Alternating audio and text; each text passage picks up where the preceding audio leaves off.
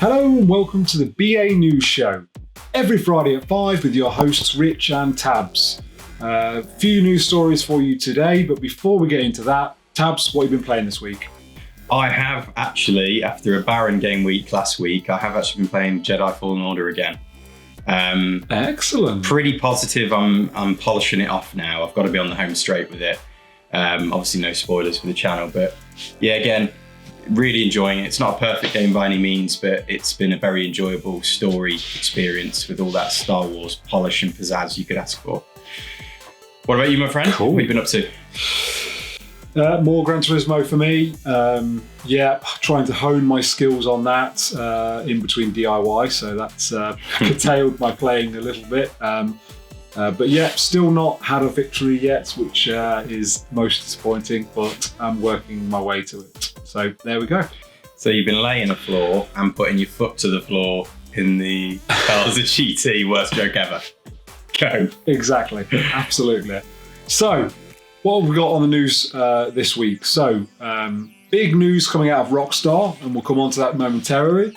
Cyberpunk information's been dropped. And then later on, we're going to talk about Nintendo Direct and what's to come potentially this month.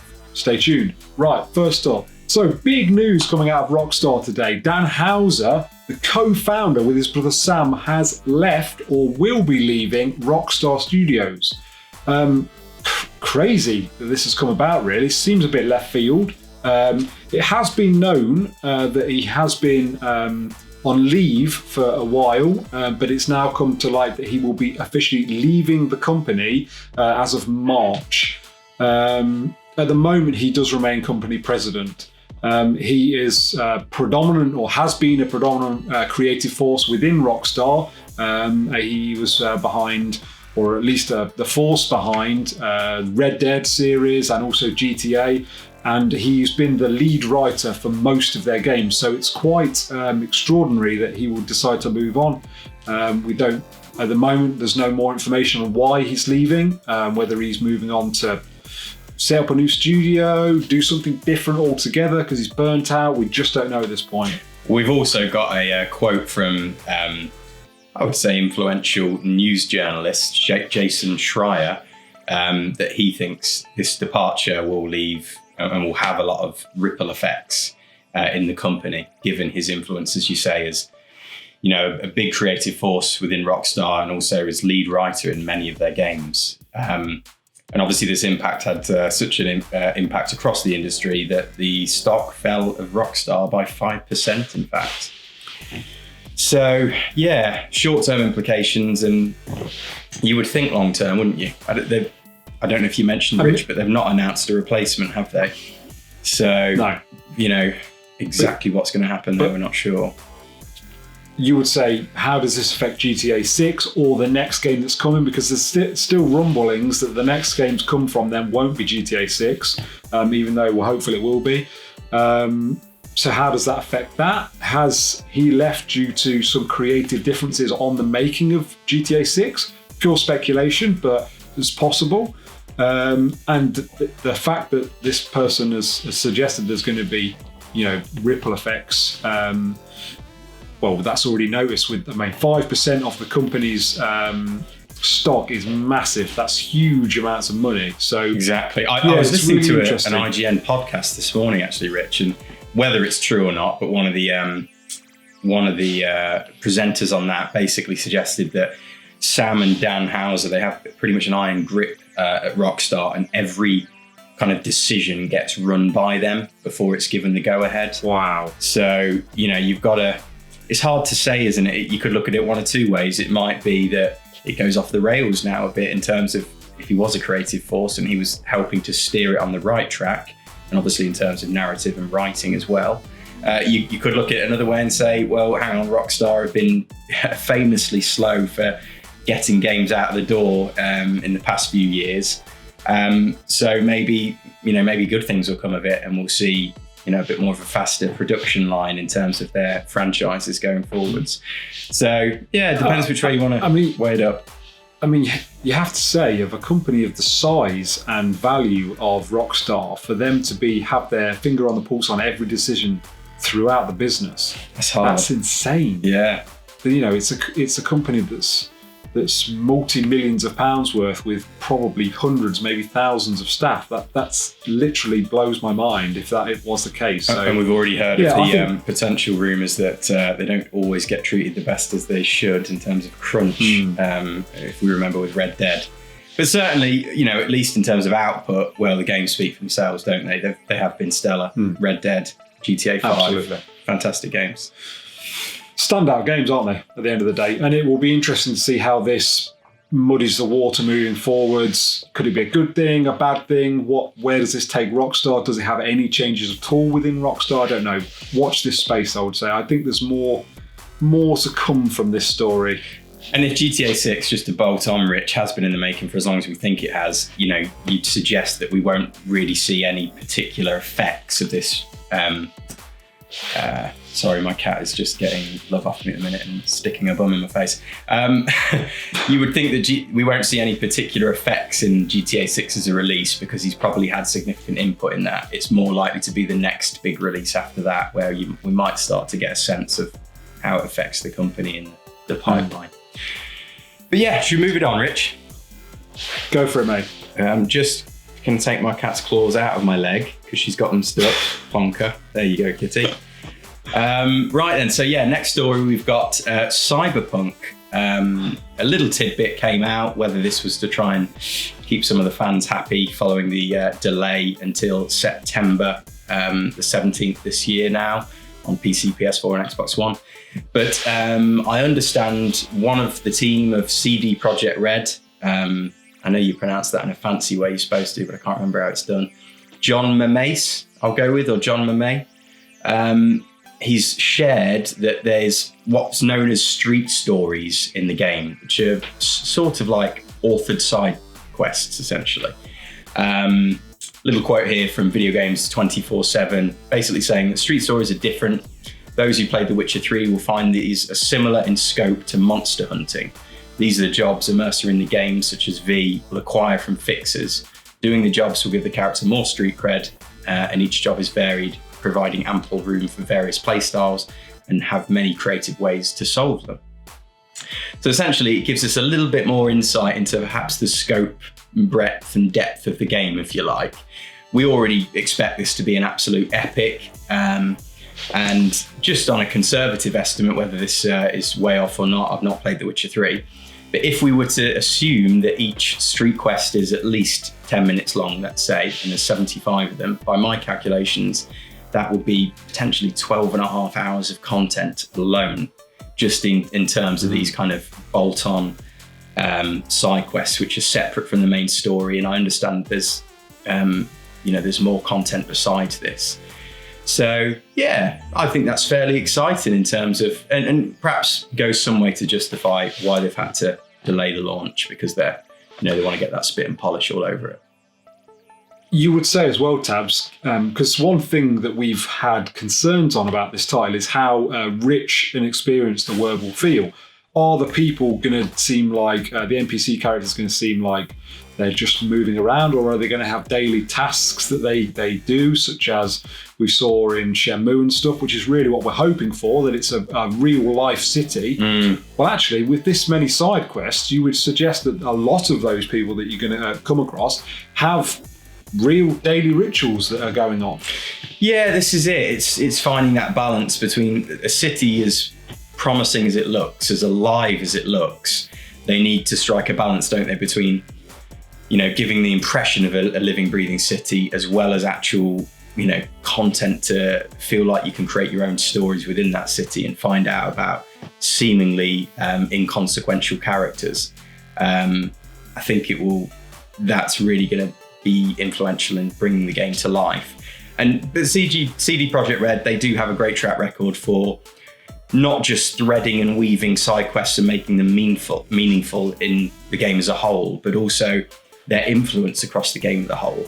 And I'm sure I've read things to suggest that even seemingly inconsequential side quests can actually have an impact in the story and the main thread of it. So we'll have to see quite how much of a sophisticated job they've done with it on release, but all looks good so far. Absolutely. And just a small piece on the fact that it's been delayed. I think that's fine. If they've delayed it for genuine reasons because they want to put out their best possible version of the game, then that's commendable. And I think, we've seen a lot of things that people are saying they're not happy about this, but I think, give them time, spin and polish it, make sure it's the game they want to give us rather than when we want it. So commendable on their behalf, in my opinion. Yeah, exactly. And it's a brave step, isn't it, in this commercial age where people and companies are afraid to delay things and they ship something which is half finished. So all for that. Potentially the flaws that we've seen, and you're currently playing it, Jedi Fallen. Is it Fallen Order you're playing, Tabs? Yeah. That's Glitch City from what I've read. And is that because of the time crunch on it? They had to get it out for a certain time to meet when the new Star Wars film was out. Did that need another 6 months in development to iron these problems out? I don't know. Yeah, indeed.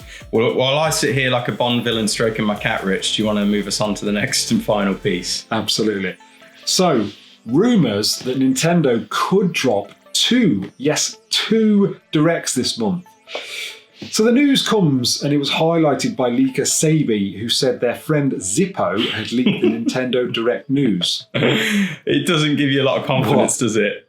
I mean, I don't know who these people are, but that it was cited in a fairly big publication that it was from a reliable source. So perhaps these people have got stuff right in the past.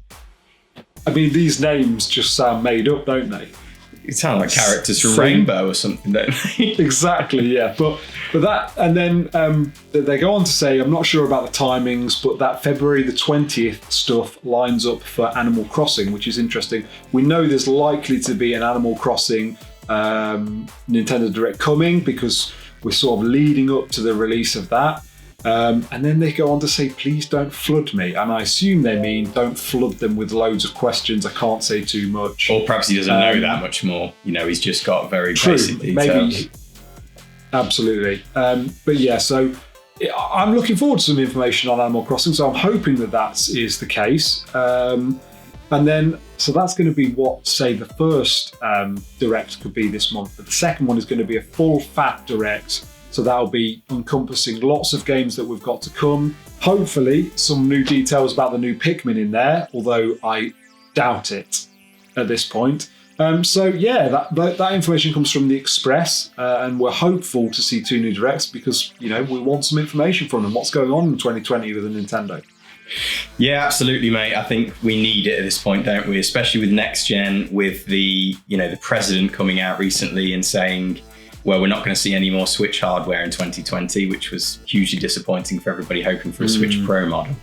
Could still be misleading in itself, but yeah, on the back of that, you would hope they're going to come out with a statement of some kind. So people are, what are they up to now? I'm sure I read a figure the other day, about 42 million consoles sold.